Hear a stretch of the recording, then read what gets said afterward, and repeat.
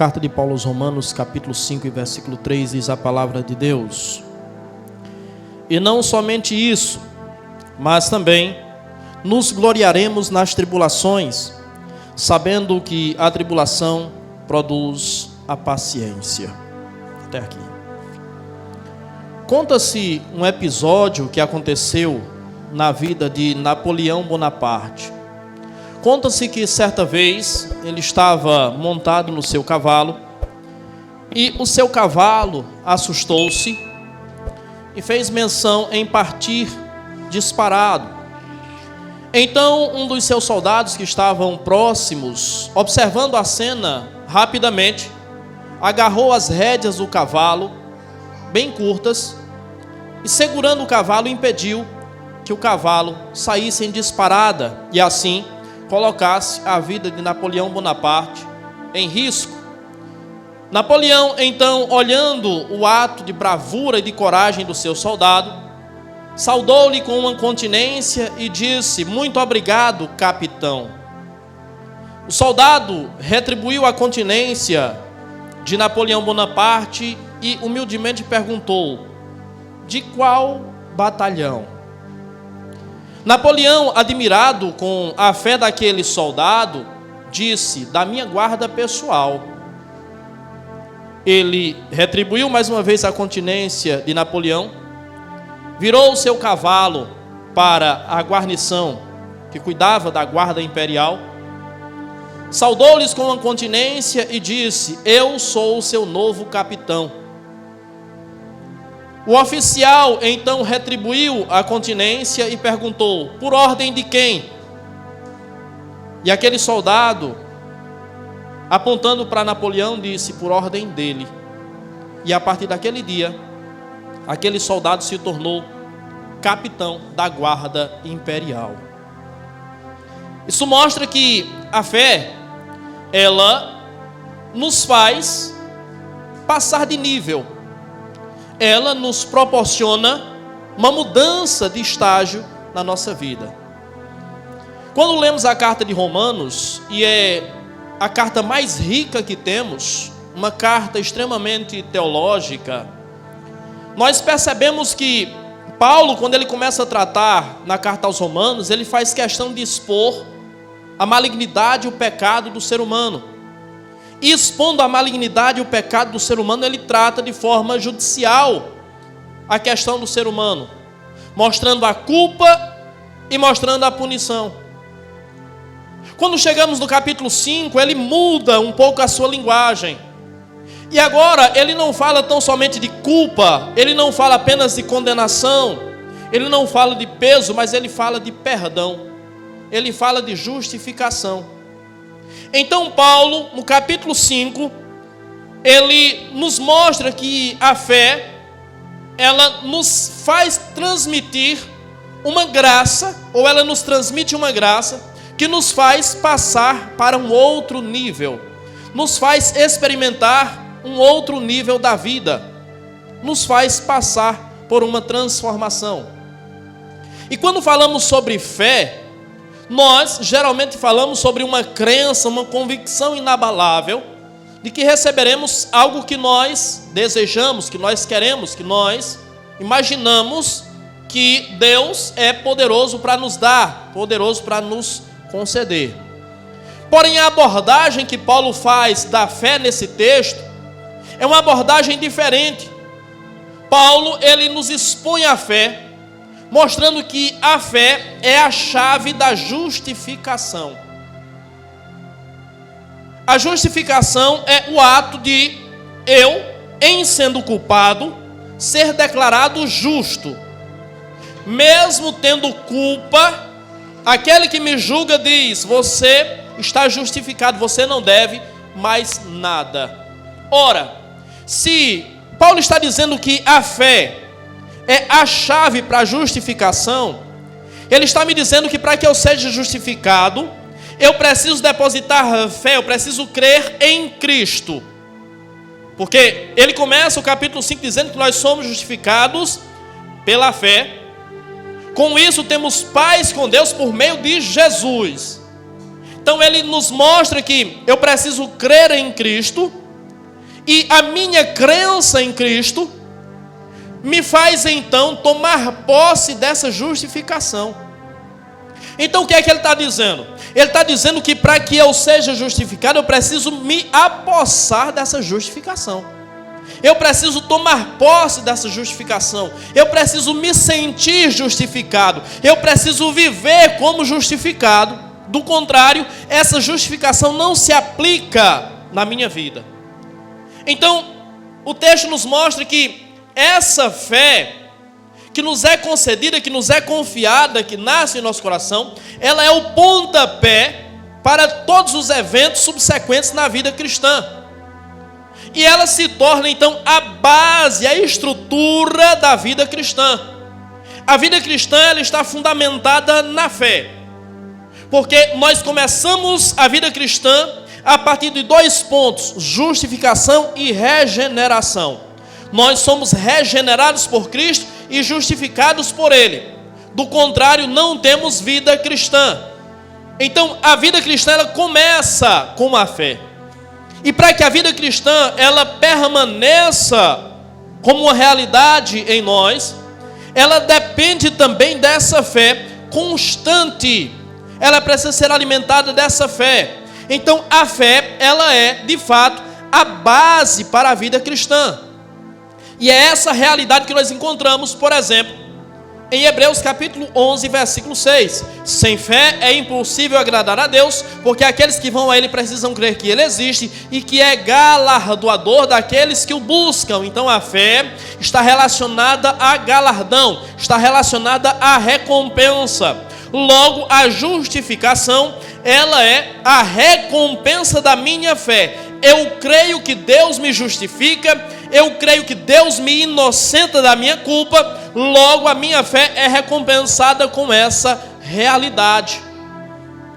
Mas diante de tudo isso, tendo exposto tudo isso, Paulo nos fala sobre nos gloriarmos nas tribulações. E como é que nós podemos entender que a fé, ela se aplica? Como é que a fé, ela transforma as nossas tribulações em motivos para nos gloriarmos? Aqui percebemos o quão paradoxal é a fé cristã. Percebemos que a fé cristã muitas vezes é contraditória. Porque como é que eu posso me alegrar em tribulações? Como é que eu estou sofrendo lutas, perseguições, angústias e sofrimento? Como é que eu vou me alegrar? Porque a palavra gloriar-se aqui, ela traz essa ideia, ela traz esse sentido de exultar, de alegrar-se, de contentar-se alegremente. Então como é que eu vou me alegrar em meio às tribulações, em meio às dificuldades, em meio às lutas? Como é que a fé age para transformar essa situação? Ou ainda que não transforme a situação, mas transformar a minha percepção da situação, transformar a minha mentalidade. E olhando para esse texto, nós aprendemos algumas lições importantes. A maneira com que a fé, ela transforma tal situação. E em 4 passos nós percebemos que a fé, de fato, ela transforma a nossa tribulação ou as nossas tribulações em motivos para nos gloriarmos, em motivos para nos alegrarmos, em motivos para celebrarmos. E a primeira coisa que nós aprendemos é que a fé, ela transforma a tribulação em garantia. A fé, ela transforma as nossas tribulações em garantia. A justificação só ocorre porque a fé nos garante que de fato a justificação é real. Quando lemos a nossa Bíblia em Mateus capítulo de número 13, do versículo 1 ao versículo 9, nós encontramos ali a narrativa da primeira parábola contada por Jesus naquela sequência extraordinária de parábolas que Jesus conta. E a primeira parábola que Jesus conta é a parábola do semeador. E Jesus começa dizendo: um certo semeador saiu a semear, e lançando a sua semente, uma parte da semente caiu à beira do caminho. Então vieram as aves do céu e comeram as sementes. Outra parte caiu entre os pedregais. Caindo entre os pedregais, onde havia pouca terra, a semente germinou rápido e nasceu rapidamente. Mas logo bateu o sol e aquela planta secou. Outra parte caiu entre os espinhos. E aquela semente germinou, nasceu, mas os espinhos a sufocaram. E uma outra parte caiu em boa terra. E essa germinou, cresceu e frutificou a 30, 60 e 100 por 1. Percebemos nesse texto de Mateus que a Bíblia nos menciona 4 tipos de solo. 4 solos diferentes, que nos mostram, de fato, as diferentes maneiras que as pessoas recebem a palavra de Deus. As diferentes formas que as pessoas recebem a mensagem do Evangelho. E como elas respondem à mensagem do Evangelho. Observamos que em 4 narrativas, apenas em uma das narrativas, a semente teve êxito. A semente germinou, cresceu e frutificou. Porque nos demais casos, isso não foi uma realidade. Por que que isso não aconteceu nos demais casos? Ao olhar a narrativa, nós percebemos que algumas coisas, alguns detalhes, são comuns em todas as narrativas, em todos os casos, em todos os exemplos, em todas as situações. Por exemplo, quando a Bíblia diz que uma parte das sementes caíram em terra onde havia pedras, diz que ela germinou rapidamente, mas o sol bateu e secou porque tinha pouca terra naquele espaço. Eu pergunto a você, onde tem espinhos também não tem sol? Onde é a beira do caminho também não tem sol? Na boa terra também não tem sol? Então o sol, ele é algo natural em todos os 4 casos. O sol estava presente em todos os 4 casos. E o sol simboliza e representa exatamente isso: a tribulação, a aflição, a provação. Então a provação estava clara, estava evidente em todos os casos, em todos os eventos. Mas não apenas o sol era uma realidade em todos esses eventos. A Bíblia fala que as sementes que caíram à beira do caminho foram comidas pelas aves. E eu pergunto a você, será que apenas as sementes que estavam à beira do caminho eram acessíveis às aves? Será que as demais sementes também não seriam acessíveis às aves? Sim, elas seriam. Mas a Bíblia fala das sementes que caíram entre os espinhos, que foram sufocadas. E a pergunta persiste: será que apenas em um determinado terreno havia espinhos? Não. Os espinhos haviam em todos os terrenos, inclusive e principalmente na boa terra. Porque a boa terra é aquela onde tudo nasce, onde tudo cresce. Se a semente ali jogada nasceu e cresceu, com ela também nasceram espinhos e cresceram espinhos. Então isso mostra que há situações que são comuns a todos os solos, a todos os terrenos, naturalmente aplicando a nossa vida. Há situações que são comuns a todas as pessoas. E o que é que garante o êxito na vida cristã? O que é que garante que os espinhos não vão me sufocar? O que é que garante que o sol não vai me secar? O que é que garante que ninguém vai roubar a mensagem que foi direcionada ao meu coração? A fé. A fé é a garantia do êxito. É a fé quem garante que eu, de fato, irei frutificar. Por isso, a Bíblia diz que quem vai a Deus precisa crer que Ele é galardoador. A fé recompensa a minha confiança em Deus com a persistência, com a insistência, com a longevidade. O sol não seca, os espinhos não sufocam e as aves não levam a semente embora. Isso fala de longevidade. Então, se eu tenho fé, eu terei vida longa na presença de Deus. eu terei persistência na presença de Deus, porque a fé é a garantia de que eu vou chegar longe. A fé é a garantia de que eu prevalecerei, de que eu triunfarei na presença de Deus. O que fez aquela boa terra germinar e frutificar não eram as qualidades do solo. Entenda e lembre-se, Jesus está falando de tipos de pessoas que recebem a sua palavra. Então, o que fez de fato aquela terra ser boa não eram as propriedades do solo, não eram as qualidades do solo, não era o solo em si, mas a maneira que aquele terreno reagiu, ou seja, a maneira que aquela pessoa reagiu à palavra de Deus, a forma com que ela respondeu à palavra de Deus. Foi isso que fez ela ser uma terra boa. Falando de seres humanos, não há terra boa.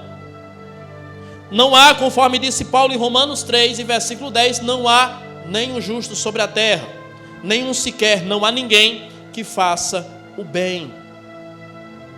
Quando falamos de sol, já dissemos que o sol representa a provação. E o sol é aquele que quando bate com força, com veemência, com impetuosidade, ele seca as plantas. Mas esse mesmo sol que seca as plantas, emite a luz solar, que é essencial às plantas. Se o sol, por um lado, seca as plantas, a luz solar, sem ela, as plantas morrem também. O que é que estou dizendo para você? Eu estou dizendo para você que a aprovação, ou seja, o sol, ela é essencial à vida cristã. A aprovação é a certeza, é a convicção e a garantia de que nós cresceremos, de que nós amadureceremos, de que nós frutificaremos. É fácil sofrer? É bom sofrer? É gostoso sofrer? Ser provado? Ser exposto à tribulação? Não. Ninguém gosta. Não é gostoso, mas é essencial.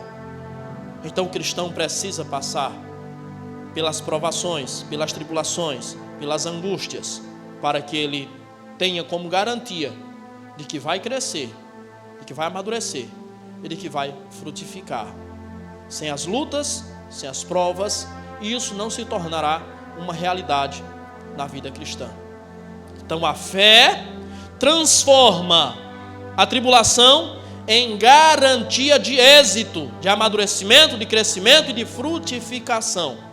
Qualquer pessoa que não passa por provações, por lutas, por aflições e dificuldades, ela não vai amadurecer, ela não vai crescer e ela não vai frutificar. Então a tribulação que tanto você reclama é a garantia de que você vai chegar no nível espiritual, no nível de fé que você precisa para um dia estar na presença de Deus. Sem essas lutas, sem essas provações, você lá não chegará. A segunda lição que nós aprendemos, o segundo passo que nós aprendemos aqui, é que a fé, ela transforma a tribulação em ferramenta. Nós precisamos aprender, e eu sei que não é fácil, mas nós precisamos aprender que as tribulações não trabalham contra nós, elas trabalham a nosso favor. Se eu entendi já que a tribulação, ela é uma garantia de que eu vou crescer, amadurecer e frutificar, eu preciso entender que ela é uma ferramenta por meio da qual Deus se utiliza para me levar a esse fim, para me levar a ter esse êxito. Do contrário, Deus precisaria usar uma outra ferramenta, e Deus escolheu essa. Por que Deus escolheu essa? Porque Deus muitas vezes precisa tocar na nossa carne, porque Deus muitas vezes precisa tocar no nosso ego, porque Deus precisa muitas vezes tocar no nosso orgulho, para nos anular, para nos humilhar. Deus falou conosco na quinta-feira: eu te humilhei para que você mostrasse quem você realmente é. Eu te deixei passar fome para te mostrar como é que você age, como é que você reage diante das aflições, diante das tribulações.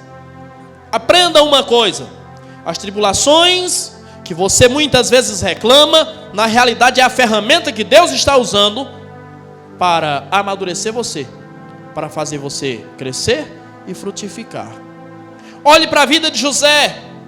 Foram as tribulações na vida de José que o fizeram se tornar o líder que ele foi. E não apenas o líder que ele foi, a referência que ele foi, mas não apenas a referência que ele foi o salvador do mundo na sua época.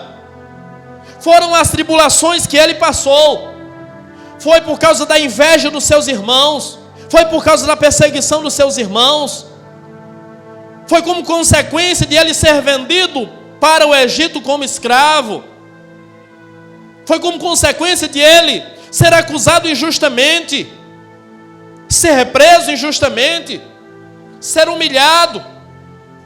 Tudo isso foram as provações que ele teve que passar até ele chegar ao cargo de governador do Egito. Ou seja, as provações foram as ferramentas que Deus usou para levar José, para conduzir José ao posto de governador do Egito. Aprenda, Jesus, quando estava no jardim do Getsemane, ele estava em aflição. E em aflição ele estava sendo moído pela angústia. A própria palavra Getsemane significa prensa do óleo.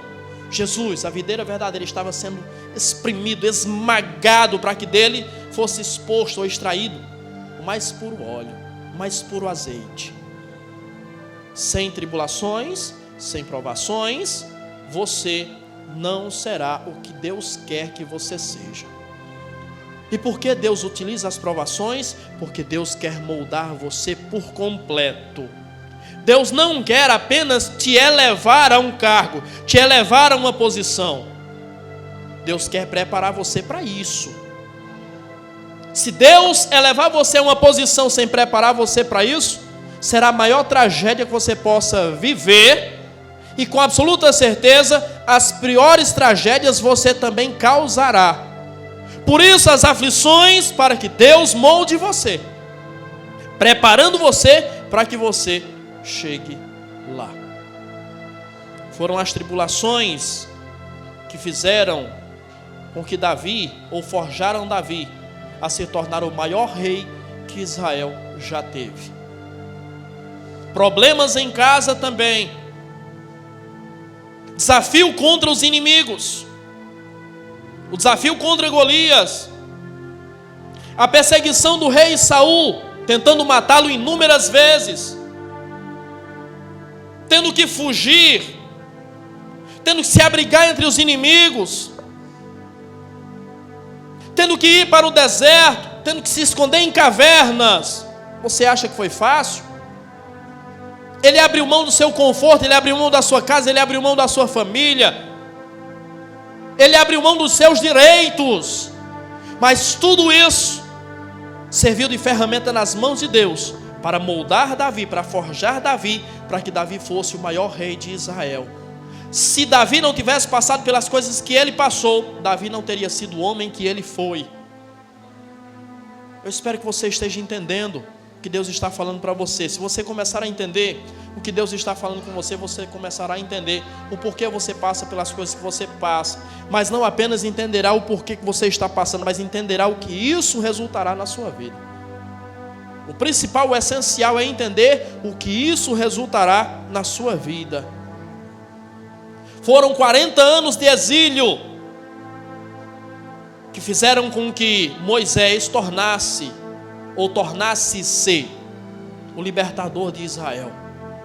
40 anos longe do Egito, 40 anos longe da sentença de Faraó, 40 anos cuidando de ovelhas, e ele não sabia, mas era esse tempo de exílio, esse tempo de cuidado com as ovelhas, que Deus estava usando como ferramenta para prepará-lo para ser o libertador de Israel. Você já parou para pensar e para se perguntar: para que Deus está me preparando? Para o que Deus está me preparando?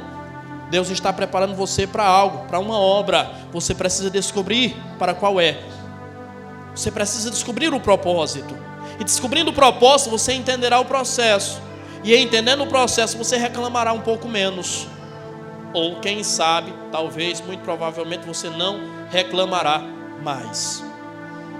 Entenda, sem as ferramentas não se faz uma obra bem acabada. As tribulações são as ferramentas que Deus usa para moldar você, para que você seja aquilo que Ele quer que você seja.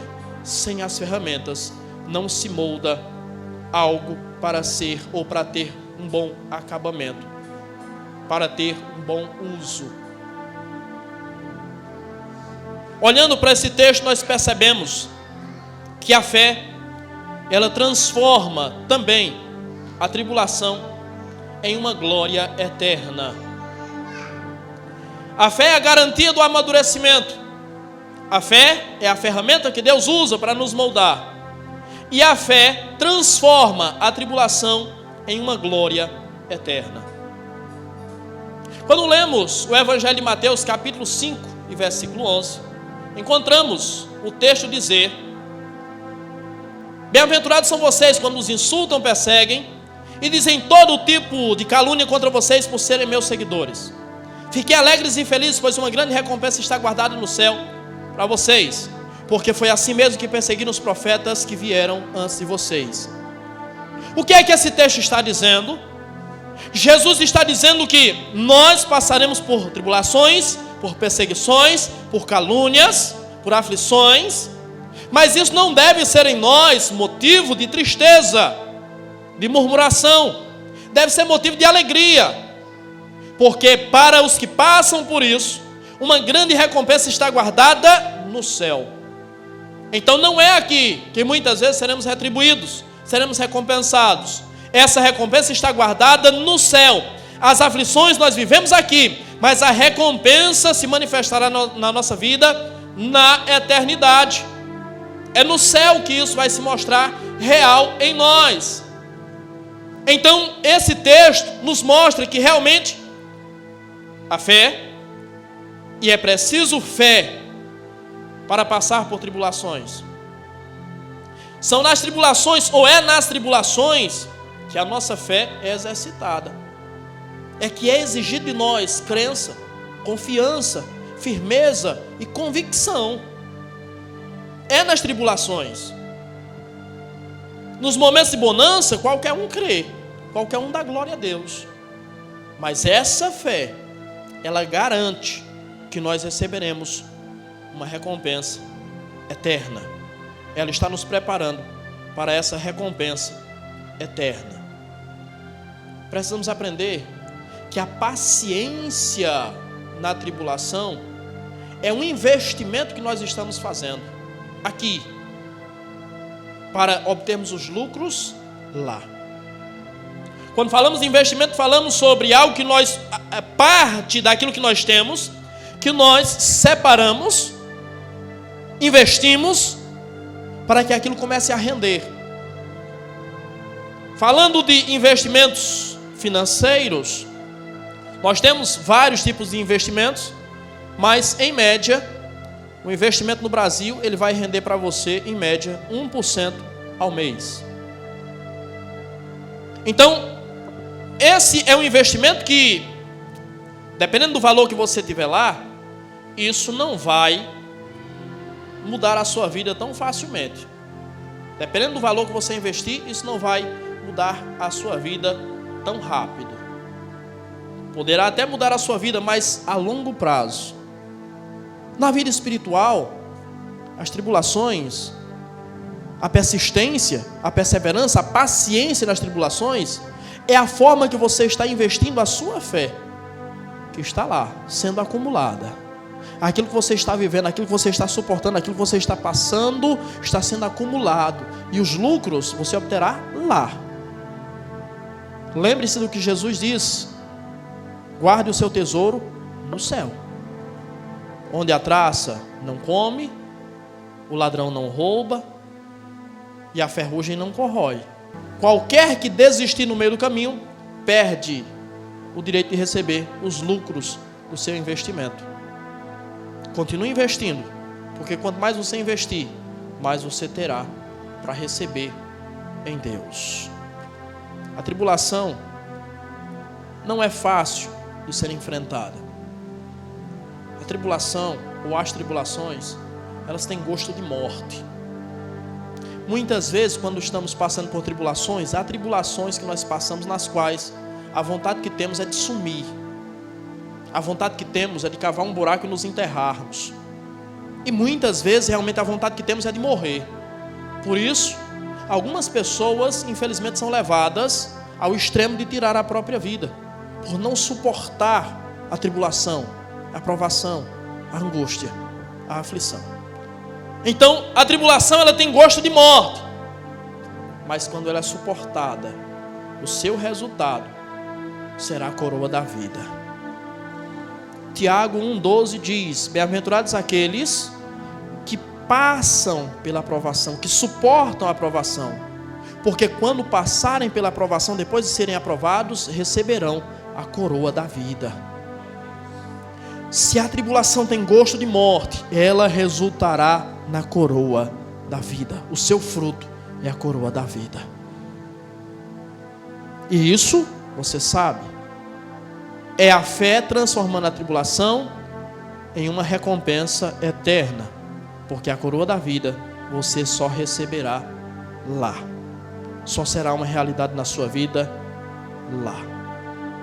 E a última lição que aprendemos nesse texto é que a fé, ela transforma a tribulação em testemunho. A fé muda a nossa percepção das coisas. A fé, ela nos dá força para persistirmos, para insistirmos, para continuarmos, e transforma a tribulação que passamos, de fato, em testemunho. Observe o que José diz em Gênesis capítulo 50 e versículo 20. Vocês, na verdade, intentaram o mal contra mim, mas Deus o transformou em bem, para que aconteça como vedes agora, para que se conserve muitas pessoas em vida. Todas as lutas que José passou, todas as tribulações que José passou, tornaram-se em testemunho da sua bênção, em testemunho da sua vitória, e em testemunho daquilo que Deus fez na vida de outros através dele. Tudo isso só foi possível porque José manteve a sua fé. A Bíblia diz, em todas as situações, que Deus estava com José. Por que Deus estava com José? Porque José permanecia em Deus. Lembre-se daquilo que é repetido inúmeras vezes na Bíblia Sagrada: eu estou com vocês enquanto vocês estão comigo. Se me deixarem, eu também os deixarei. Mas se me buscarem, eu me deixarei achar por vós. Deus só estava com José porque José estava com Deus. A fé transforma a tribulação em testemunho. Observe o que Paulo diz, escrevendo aos Romanos capítulo 8, versículo 18. De maneira nenhuma as tribulações que você passa hoje podem ser comparadas à glória que há de ser manifesta. Calma, não é fácil, eu sei que é difícil, eu sei que é duro, eu sei que é doloroso, mas calma. Tudo isso está preparando você para testemunhar a bênção, para testemunhar a vitória, para testemunhar o êxito. Você precisa passar por isso, mas garanto a você, de forma nenhuma, os sofrimentos que você está passando poderão ser comparados à glória que vai ser manifesta, à alegria que vai ser manifesta, o contentamento, o prazer que será manifesto na sua vida. A fé vai transformar a tribulação em testemunho na sua vida. Acredite, as lágrimas de hoje serão motivo do riso de amanhã. Hoje pode estar doendo, hoje pode estar sangrando, hoje pode estar machucando muito, hoje você pode estar chorando, mas o motivo do choro de hoje será a razão do riso de amanhã. Creia. A fé vai transformar a tribulação em testemunho. E não esqueça, foi através da cruz que Jesus chegou até a glória. Sem a cruz, Jesus não tinha chegado à glória. Não se apegue à dor da aflição, à dor da tribulação, à dor da provação, mas se apegue à certeza, à convicção e à confiança de que ela resultará um testemunho de bênção, um testemunho de vitória sobre a sua vida.